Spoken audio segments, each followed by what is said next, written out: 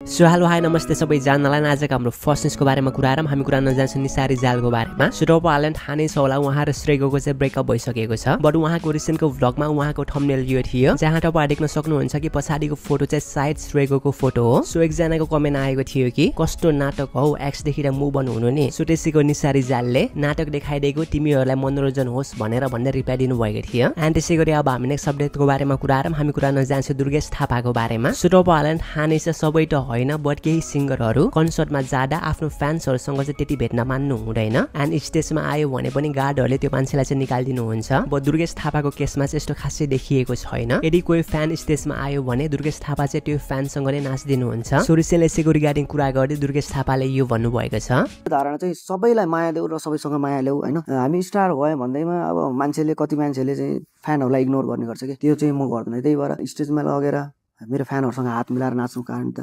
टिभीमा मलाई सधैँ देखिरहेको हो नि त, लाइभ त्यत्रो पैसा तिरेर त्यत्रो होइन मलाई चाहिँ हेर्न आइरहेछ भनेपछि म चाहिँ हम्बल भएर नाच्नुपर्छ, उहाँहरूसँग गर्नुपर्छ भन्ने यो मेरो सिद्धान्त हो। अनि यी कुराहरूले चाहिँ सबै फ्यानहरूसँग सबै दर्शक श्रोताले यही कुराहरू देखेर माया गर्नुभएको, मलाई फेरि यही कुराहरूमा एटिट्युड देखायो भने त उहाँहरूले फेरि मलाई त्यो दर्जा अहिलेको दर्जा दिनुहुन्न नि त। एन्ड त्यसै गरी अब हामी नेक्स्ट अपडेटको बारेमा कुरा गरौँ। हामी कुरा नजानेछौँ सुनिता राई श्रेष्ठको बारेमा। सो फाइनली उहाँले आफ्नो युट्युबमा आफ्नो छोरीको फेस रिभिल गरिदिनु भएको छ। म यहाँ उहाँको छोरीको फेस रिभिल गरिदिँदैन। यदि तपाईँले हेर्न मन लागेको छ भने सुनिता राई श्रेष्ठको भ्लग गएर हेर्न सक्नुहुनेछ। अब उहाँले आफ्नो छोरीको फेस युट्युबमा रिभिल त गरिदिनु भयो, बट उहाँले मान्छेहरूलाई यो पनि वार्न गर्नुभएको छ कि जसले पनि उहाँको छोरीको भिडियो या फोटो टिकटकमा अपलोड गरिदिन्छ त्यो मान्छेलाई चाहिँ उहाँहरूले लिगल एक्सन ल्याउनु हुनेछ। एन्ड अरू उहाँहरूले के भन्नुभएको छ तपाईँहरू आफै हेर्न सक्नुहुनेछ। हाम्रो पार्टहरू हालिदिनु, हाम्रो सुजनको हालिदिनु, हाम्रो हालिदिनु, हाम्रो फ्यामिली सबैको हालिदिनु, त्यसमा केही छैन होइन। इट्स ओके, हाम्रै प्रमोसन हुन्छ होइन। तर मेरो छोरीको चाहिँ क्लिपहरू कुनै पनि क्लिपहरू चाहिँ प्लिज नहालिदिनु होला, हम्बल रिक्वेस्ट होइन। म तपाईँहरूसँग प्लिज हात जोडिरहेको छु, हेर्नुहोस्, विनम्र अनुरोध गर्दछु। हाम्रो नानीको चाहिँ कुनै पनि क्लिपहरू चाहिँ टिकटकमा नहालिदिनु होला, यही भन्छु होइन।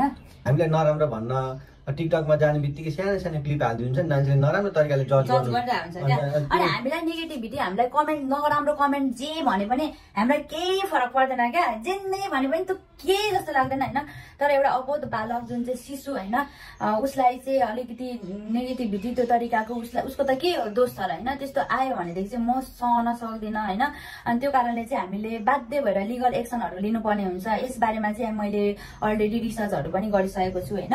सोसियल मिडियामा के चलिरहेको छ त्यसको अपडेट पाउनको लागि चाहिँ डी न्युज च्यानल छँदैछ। बट अरू विभिन्न गेम्सहरूको बारेमा अपडेट जान्न मन लागेको छ भने कमेन्ट सेक्सनमा पिन गरेको लिङ्कमा गएर चेक गर्न सक्नुहुनेछ। र यदि तपाईँले DQN1 प्रोमो कोड युज गर्नुभयो भने बोनस पनि पाउन सक्नुहुनेछ। एनिवे अब हामी नेक्स्ट अपडेटको बारेमा कुरा गरौँ। सो रिसेन्टली यो न्युज आएको छ कि गभर्नमेन्टले केही सोसियल मिडिया प्लेटफर्महरू ब्यान गर्न लागिरहेको छ, जुन प्लेटफर्मको कम्पनीहरू चाहिँ नेपालमा रजिस्टर भएको छैन, लाइक फेसबुक, इन्स्टाग्राम और मेबी युट्युब पनि। अब आइ एम नट स्योर ब्यान हुन्छ कि नै, बट यसैको रिगार्डिङ कुरा गर्दै टेक्निकल भ्यूले यो भन्नुभएको छ। मैले Facebook will be ban in Nepal भनेर लगभग फेब्रुअरी 22, 2019 मा पहिलो भिडियो बनाएको थिएँ। भनेपछि आफै बुझ्न सक्नुहुन्छ लगभग यो 6 वर्ष पहिलेको 6-7 वर्ष पहिलेको भिडियो हो, जसमा मैले फेसबुक ब्यान हुन्छ अब नेपालमा भनेर भनेको थिएँ। र यत्रो लामो समय भइसकेको छ, अहिलेसम्म पनि नेपालमा फेसबुक ब्यान भएको छैन। त्यसैले गर्दा यो प्लेटफर्मलाई ब्यान गर्न त्यति सजिलो भने छैन। तर 2 पटकसम्म यसभन्दा पहिले पनि सूचना राखिएको हुनाले यो अन्तिम सूचना भनेर भनिएको छ, जसले गर्दा मलाई के लाग्छ भने एक पटकलाई केही समयको लागि फेसबुक ब्यान पनि हुनसक्छ। एन्ड अब हामी कुरा गरौँ लक्ष्मी श्रेष्ठको बारेमा। सो तपाईँहरूलाई मैले आफ्नो लास्ट भिडियोमा भनेको थिएँ कि उहाँले चाहिँ युट्युबबाट ब्रेक ल्याउँदै हुनुहुन्छ, किनभने उहाँले चाहिँ मान्छेहरूबाट एकदमै धेरै हेट पाइराख्नु भएको थियो। बट रिसेन्टको भिडियो पछि धेरैजना मान्छेहरूले उहाँलाई एकदमै धेरै पोजिटिभ मेसेजहरू पठाउनु भएको रहेछ। सो त्यसैमा रियाक्ट गर्दै लक्ष्मी श्रेष्ठले यो भन्नुभएको छ,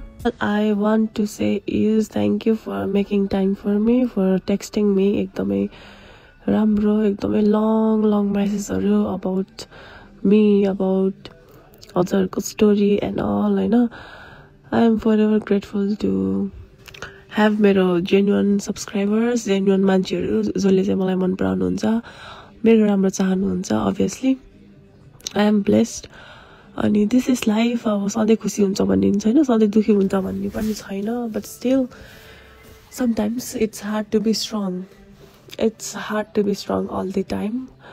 अनि I know I will come back stronger. And अब हामी कुरा गरौँ सिजिलिङ रोहिनीको बारेमा. सो उहाँले चाहिँ डेली भ्लग अपलोड गर्नुहुन्छ, बट स्याडली अब उहाँले 7 डेजसम्म चाहिँ भ्लग अपलोड गर्न पाउनु हुँदैन किनभने उहाँको च्यानलमा कम्युनिटी गाइडलाइन्स स्ट्राइक आएको रहेछ. झन् आज भिडियो अपलोड गर्नलाई यस्तो एक्साइटेड भइरहेको थिएँ, सबै अन टाइममा यताउता भनेर है. भिडियो पनि रिमुभ भयो, त्यो कम्युनिटी गाइडलाइन पनि लाग्यो. त्यो मात्र होइन, लु भिडियो त रिमुभ भएर रिअपलोड गर्न मिल्छ होइन. अनि 1 हप्ता हाल्नु नमिल्ने क्या अब. र तपाईँहरूको नाना यस्तो छ कि होइन, धेरै टेन्सन लिएर पनि बस्दैन क्या. अब भयो त भइगयो नि, के गर्नु, अब टेन्सन लिएर पनि त ब्याक आउने होइन. एन्ड अब नेक्स्ट अपडेटको बारेमा कुरा गरौँ. हामी कुरा गर्न जान्छौँ रतन कार्कीको बारेमा. सो रिसेन्टली उहाँले सजन श्रेष्ठलाई रोस्ट गरेर एउटा भिडियो अपलोड गर्नुभएको थियो, बट अहिले त्यो भिडियो उहाँको च्यानलमा छैन. अब आम नट स्योर के कारणले गर्दा रिमुभ भयो, रतन कार्कीले आफैले रिमुभ गर्नुभयो. यदि यसको रिगार्डिङ के अपडेट आयो भने तपाईँहरूलाई इन्फर्म गरिहाल्नेछु. एनिवे आजको लागि यति नै. एन्ड भिडियो मन परेमा please like, comment and subscribe गरिदिनु होला. र अर्को भिडियोमा फेरि भेटौँला. Bye bye, see you.